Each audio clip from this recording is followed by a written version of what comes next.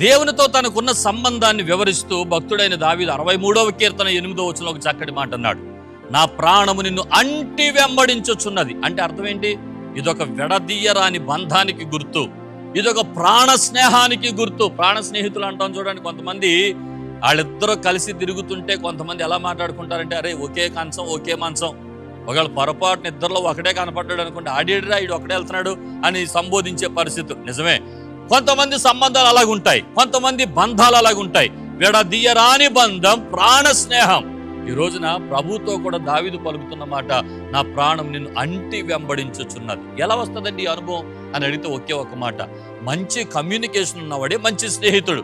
ఎప్పుడు కలిసి తిరిగేవాడు, కలిసి మాట్లాడేవాడు, కలిసి సహవసించేవాడే మంచి స్నేహితుడు. ప్రభుతో కూడా అంతే. ఒక చిన్న ఉదాహరణ చెప్పడం ద్వారా మీకు అర్థమయ్యేలా చెప్తాను. ఒక రోజు నేను ఒక జ్ఞాపకార్థకోవడానికి ఒక ఊరు వెళ్ళాను. అక్కడ అయ్యా 9 గంటలకి ప్రారంభించేస్తామంటే వెళ్ళిపోయి కూర్చున్నాను. ఎవరు రాలేదు. స్టేజ్ మీద బైబిల్ చదువుతూ కూర్చుంటే నేను చదువుకుంటా కూర్చున్నాను. ఒక వ్యక్తి వెనక నుండి వచ్చి నా వీపు మీద పడేలు మీద కొట్టాడు.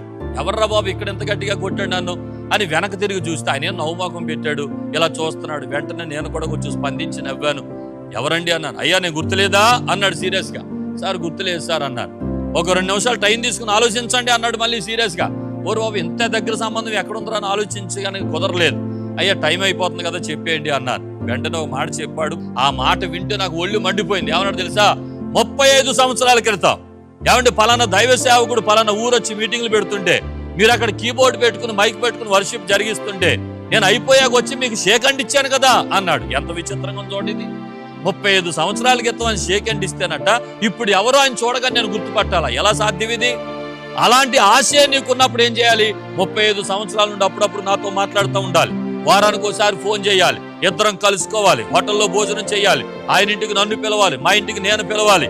ఏమండి ఫేస్బుక్లు ఉన్నాయి, వాట్సాప్లు ఉన్నాయి, ఫోన్లు ఉన్నాయి. ఎలాగోలాగా కమ్యూనికేట్ చేసుకుని మాట్లాడుతూ ఉండాలి. అలాగే ఒక కమ్యూనికేషన్ మంచిగా ఉందనుకోండి, ఆ వ్యక్తి వచ్చి నన్ను వీపు మీద కొట్టవసరం లేకుండా నేను చూడగానే హలో సార్ ఎలా ఉన్నారు అని నేనే తిరిగి అడుగుతాను. ఈరోజు క్రైస్తవ విశ్వాస జీవితంలో కూడా ఇదే జరుగుతుంది. కొంతమంది జనవరికి వస్తారు ఫస్ట్కి, మళ్ళీ జనవరి 1కి. కొంతమంది క్రిస్మస్కి వస్తారు, మళ్ళీ క్రిస్మస్కి. కొంతమంది గుడ్ ఫ్రైడేకి. సంవత్సరానికి ఒకసారి వచ్చి ప్రభు అని పిలిచేవాడికి ప్రతిరోజు ప్రభుతో మాట్లాడేవాడికి ఎంత తేడా ఉంటది? ప్రభుతో ప్రతిరోజు మాట్లాడేవాడిని ఏమంటావంటే విడదీయరాని బంధం. కనుక ఈరోజు నీ స్నేహం ఎలా ఉంది ప్రభుతో?